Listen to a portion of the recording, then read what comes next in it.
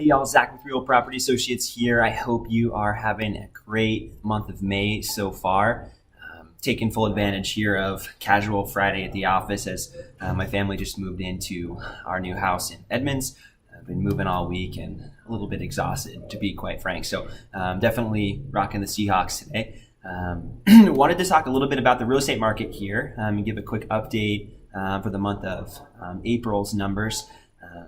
Median sales price last month in Seattle finally hit $700,000. Record high. Again, this is the third month in a row where we've seen that record high price. And I predicted last month in my video that we would get there soon. I didn't anticipate it to be so quickly, but we did finally hit $700,000 in the month of April. And some of the suburbs around Shoreline, Edmonds, Lynnwood, they also hit their sales peaks. And I wrote down here, Shoreline, they had a median sales price $566, and that's a new record for them. Edmonds was at $625, and Lynnwood was at $456. All of these, these suburbs, including Seattle, have seen almost a 13% increase over last year or greater. So prices are continuing to balloon, just like I predicted earlier in the year. That we're going to see somewhere between 10 to 12% growth, and it looks like that's really where we're headed at this point. An interesting fact. So Mount Lake Terrace used to be kind of one of those more affordable places to live as a suburb of Seattle, and its proximity, greater than a place like Lynnwood, and prices there are shooting up through the roof. And part of that's because it's one of those last pockets of affordability. I don't expect that to stay long.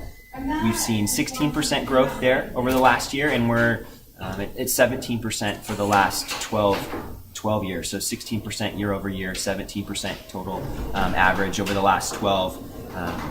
What's interesting about Seattle, so we've seen about a 13%, like I said, growth year over year in the city of Seattle, and the 12-month calculation is about 10.4%. So we're getting near to those numbers that I was predicting earlier in the year. What's interesting about the market right now, so supply continues to remain really low. And we've been talking about this. I feel like a broken record, but it's the case. I'm reporting the facts.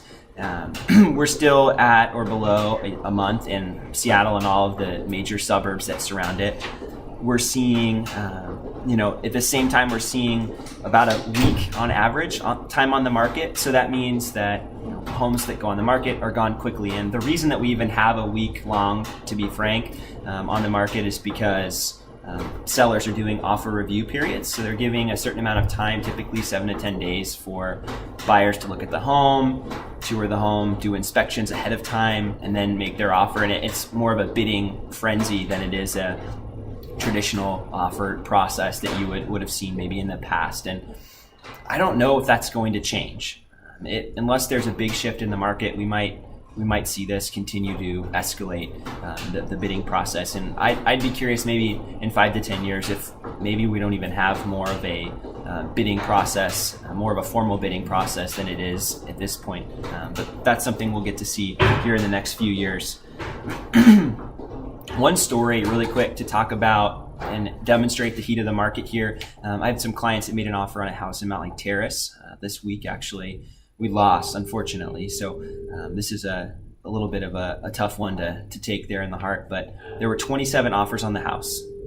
It was a 2-bedroom, 1-bath house, about 840 square feet. So small little house, 27 offers. We were 12% over the asking price, so a healthy amount.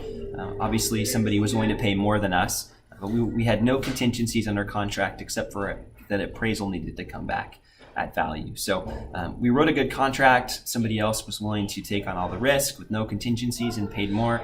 It really is a tough market out there for buyers and for sellers. Sellers love that. So I would say, and I'd like to close with this, that now more than ever, it's really important that you work with a professional who really understands the market and can help you capitalize as a buyer or a seller. If you're a seller and you want somebody that can expose your property to the most amount of buyers and their agents, and capitalize on the competition and also maximize your sale price as a buyer, you really want somebody that understands the market and can educate you on the process, as well as craft a winning offer and negotiate on your behalf. And ultimately, no matter what I do, it comes down to how aggressive you are and how much risk you want to take on in the contract part. But if you're committed to the process, I'm committed to helping you win those multiple offer situations. So thanks so much for watching, guys. If you have questions, please reach out to me.